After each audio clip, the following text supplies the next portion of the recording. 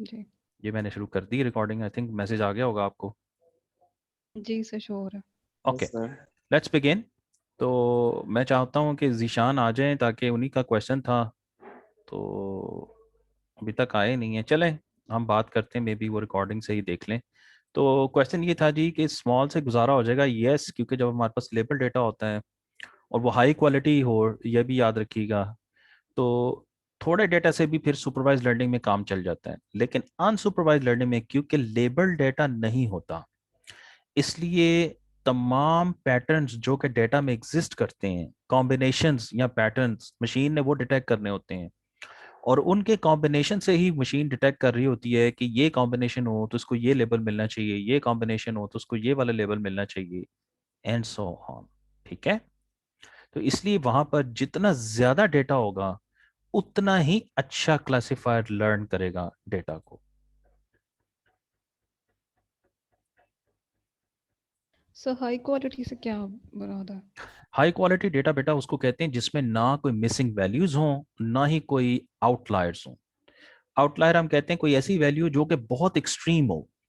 यानी मिसाल के तौर पे अगर आप कहते हैं कि लेट्स से वेट की बात हो रही है किसी चीज़ की, लो जी ये हम चीज़ कोई बना रहे हैं, इसका ये वजन है, और मिसाल के तौर पे आप कहते हैं जी इसका 1 केजी से लेके 2 केजी तक वेट होना चाहिए, और उसमें कोई ऐसी चीज़ आप डाल दें, कोई ऐसे आइटम एक या दो आ जाए जिनका 5-5 या 10-10 केजी वेट है, तो वो आउटलायर्स हैं। अब वो क्या करेंगे, क्योंकि वो ज़्यादा वैल्यूज़ हैं, वो आपकी सारी कैलकुलेशंस को डिस्टर्ब करेंगे, तो इनको आउटलायर्स कहते हैं। तो डेटा सेट का जो है वो हाई क्वालिटी का होना एसेंशियल है, बहुत ज़रूरी है, उसके बगैर तो आप समझ लें कुछ नहीं कर सकते हैं।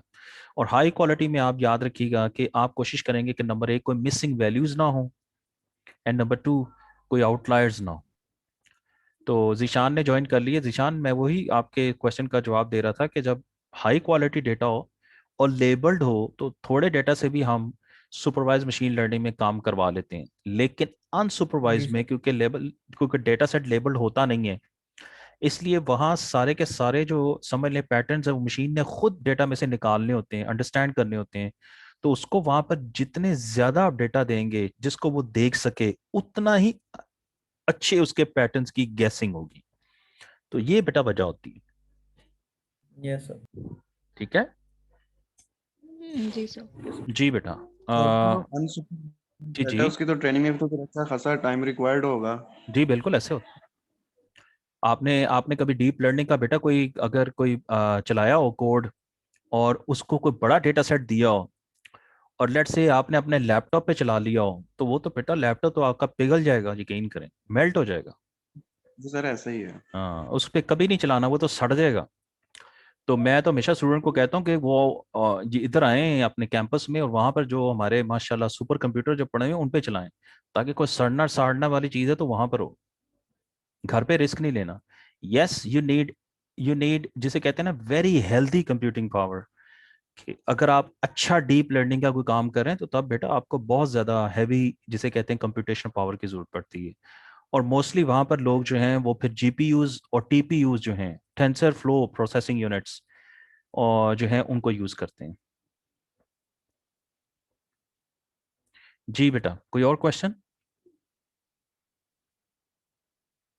ओके, आई थिंक अब आपको अच्छी डिस्कशन हुई है, हमें मज़ा आया जी। मुझे बात करके आपसे अच्छा लगा। आज आई थिंक आप लोगों ने भी कोई दो चार चीज़ें लर्न की होंगी इस सारी डिस्कशन में, तो विच इज़ गुड। आगे चलते हैं जी।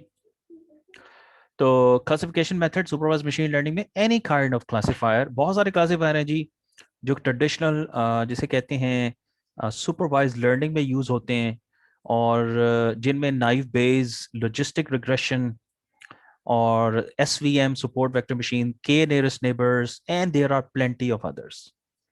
तो कोई मुझे बता सकता है ये लॉजिस्टिक रिग्रेशन है, एक और है जो आपने स्टैट में पढ़ी होगी जिसको सिंपल रिग्रेशन कहते हैं, या मशीन लर्निंग की दुनिया में उसको लीनियर रिग्रेशन भी कहते हैं।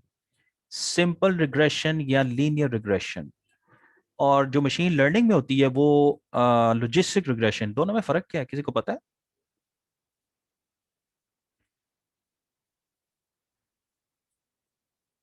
No sir. सर ये लॉजिस्टिक रिग्रेशन एक क्लासिफायर है गुड। जो कि, और वो दूसरा वो प्रिडिक्ट करता है कि सिंपल हाँ जैसे कि मशीन लर्निंग में जो फर्स्ट एल्गोरिदम जो हम पढ़ रहे होते हैं वो लीनियर रिग्रेशन ही होता है, जो कि एक लाइन पे कंपेयर कर ये रहा होता ये बेटा कंटिन्यूअस वेरिएबल्स के ऊपर अप्लाई होता है, ये डिस्क्रीट वेरिएबल्स के है। ऊपर जी। अप्लाई होता है। पहली बात, ठीक है, डिस्क्रीट का मतलब यही है कि बेटा देखो, आपके पास है मेल फीमेल, आपके पास है पॉजिटिव नेगेटिव, आपके पास है स्पैम हैम वगैरह। ये होता है कि वहां पर जब दो वेरिएबल्स में हम कोई रिलेशनशिप फाइंड करने की कोशिश कर रहे होते हैं, मसलन लो जी आजकल जैसे है कि लो जी वो महंगाई, अगर लेट से बिजली की कीमत अगर ऊपर जाए, एक मिसाल है, तो मिसाल के तौर पे जी ये आटे की कीमत पे क्या फर्क पड़ेगा, एक मिसाल के तौर पे, वहां पर आप लीनियर रिग्रेशन यूज करेंगे। ठीक है, कंटिन्यूअस वेरिएबल्स की बात हो रही है। लेकिन जब हम मशीन लर्निंग के ऊपर आते हैं तो बेटा फिर हम लॉजिस्टिक रिग्रेशन यूज करते हैं, जो कि क्लासिफायर होता है। ठीक है, वो डिस्क्रीट वेरिएबल्स पे यूज होता है। तो ये डिफरेंट हैं जी क्लासिफायर्स जिनको यूज किया जाता है सुपरवाइज मशीन लर्निंग में। नाइव बेस जो है इसमें आता है, तो जाहिर है हम नाइव बेस को जो है वो उसकी डिटेल्स में जाएंगे। ये बेटा कोई क्वेश्चन यहाँ पर? सर हम ये एसवीएम की डिटेल में भी जाएंगे कि नहीं? अभी इस लेक्चर में तो नहीं जाएंगे, आगे देखते हैं कि कोई अगर हमारे पास कोई ऐसी चीज़ आ रही है तो मे बी। अभी फिलहाल हमने ठीक है सर। रहना है सिर्फ और सिर्फ इस पे, और इसको फिर हम यूज़ करते हैं स्पैम उसके लिए, सेंटिमेंट एनालिसिस के लिए। Okay sir. ओके, तो the task of test classification जी, नाइव बेस, ये शुरू हो गया जी काम। इंट्यूशन क्या है इसका? इंट्यूशन मीन रीजन या उसका लॉजिक क्या है? This is simple. अच्छा, नाइव का वर्ड जो होता है, याद रखिएगा, ये वर्ड नाइव होता है, नाइव इसको प्रोनाउंस करते हैं। नाइव का वर्ड होता है for simple things, straight forward things. ठीक है, और naive classification method based on base rule. Of course इसकी जो बेस है वो याद कीजिए, वो जो हमने बेस रूल पढ़ा था कंडीशन प्रोबेबिलिटी का, जो कि इस कोर्स में हमने पढ़ा था। It relies on very simple representation of document, जो कि बैग ऑफ वर्ड्स है। और ये बैग ऑफ वर्ड्स जो है जो होती है रिप्रेजेंटेशन डॉक्यूमेंट की, ये उसके ऊपर बेस करता है। बैग ऑफ वर्ड्स होती क्या है, नोट कीजिएगा। ये जैसे ये देखें कि ये वही क्लासिफायर है जी, ये गैमा है कि क्या फंक्शन है, और हमने इसको ये डी देना है। ये डी फॉर डॉक्यूमेंट है जी हमारा। I love this movie sweet वगैरह वगैरह वगैरह वगैरह वगैरह, जो भी है। और इसने फिर हमें कोई सी या class, may be positive may be negative, वो हमें रिटर्न करनी। ओके, तो ये है जी बैग ऑफ वर्ड्स रिप्रेजेंटेशन। तो ये पॉजिटिव है। अच्छा, कैसे आप देख सकते हैं कोई नेगेटिव चीज इसमें? यहाँ लिखा हुआ है I have seen it several times and I am always happy to see it again. लो जी, गल खत्म। क्या कहते हो? जी सर, पॉजिटिव रिस्पॉन्स है। या एग्जैक्टली। तो अब यहाँ पर देखिएगा, लव, ये जो वर्ड्स हैं, बैग ऑफ वर्ड्स को आपने समझना, अंडरस्टैंड करना है। ये डिफरेंट वर्ड्स हैं जी इस पूरे डॉक्यूमेंट में। लव है, स्वीट है, सैटिरिकल है, ग्रेट, फन वगैरह वगैरह वगैरह वगैरह। कुछ ऐसे वर्ड्स हैं जिनके मे बी पॉजिटिव में ये मीनिंग आते हो। अब होगा क्या, गौर से देखना कि बाकी के जो वर्ड्स हैं, जो कुछ वर्ड्स हैं जो किसी, जो कुछ सेंस प्रिवेल करते हैं, या कॉनोटेशन जिनकी पॉजिटिव या नेगेटिव है, जैसे लव है, स्वीट है, इस तरह से रोमांटिक है, लाफिंग है, अगेन अगेन, ये सारे इनको ले लिया जाएगा। और जो बाकी के वर्ड्स हैं, यूँ समझे, उनको इसमें से रिमूव कर दें। और उसके बाद उनकी आप, यानी वो वर्ड्स जो कि किसी ना किसी, ये समझिएगा कि वो सेंटिमेंट को रिप्रेजेंट करते हैं ना, कि लाइक करते हो या डिसलाइक करते हो, ऐसी बात हो रही है। तो उन वर्ड्स को निकाल लिया जी हमने। उसके बाद उनकी जी हमने फ्रीक्वेंसीज यहाँ पर नोट कर ली। ठीक है, यहाँ पर फ्रीक्वेंसीज नोट कर लेंगे। एंड देन हम फिर ये देखेंगे कि जी कि वो जो है वो किस में इसको क्लासिफाई करता है। ठीक है, ठीक है बेटा। ठीक है तो सर। ये देखें, जैसे ये है एक, ये देखें टेस्ट डॉक्यूमेंट है, जैसे कुछ भी उसमें लिखा हुआ है। यहाँ पर देखिएगा, ये हमारे पास डिफरेंट जो हैं वो प्रोसेसेस हैं। तो जो ये है टेस्ट डॉक्यूमेंट है, ये parser, tag, training, translation, language, note कीजिएगा। ये डिपेंड करता है ना, इसमें देखें वर्ड्स क्या आ रहे हैं, ये देखें, देख रहे हैं? और ये इसमें से किस में मैच कर रहा है, ये देखें, ये इधर मैच हो रहे हैं, गौर से देखें, इस क्लास में मैच हो रहे हैं, एनएलपी में, ये एनएलपी क्लास है, तो ऑफ कोर्स ज्यादा ज्यादा वर्ड इधर मैच हो रहे हैं, तो ये नो डाउट ये डॉक्यूमेंट जो है वो इधर इस क्लास में क्लासिफाई हो जाए। ठीक है बेटा?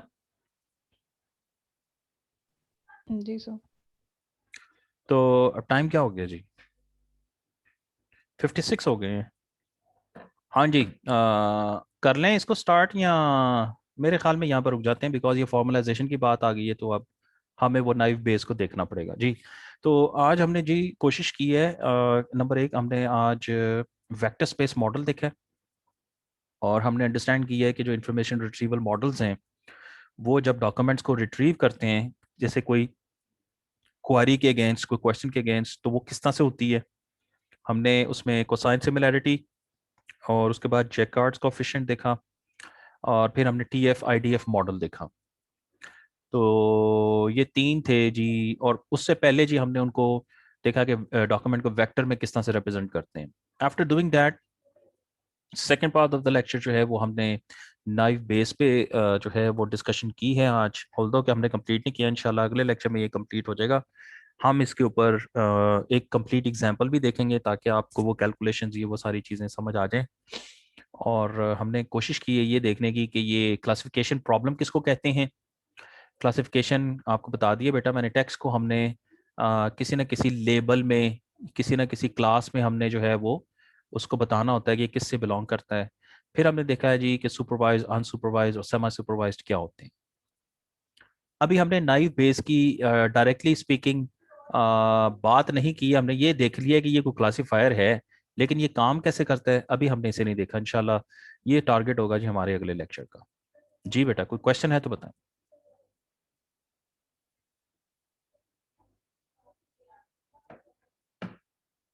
No sir. ठीक है बेटा, सब लोग अपना बहुत ज़्यादा ख्याल रखिएगा, इंशाल्लाह अगले लेक्चर में आपसे मुलाकात होगी। ओके, अल्लाह हाफिज़। अल्लाह हाफिज़ सर। तो सर अल्लाह हाफिज।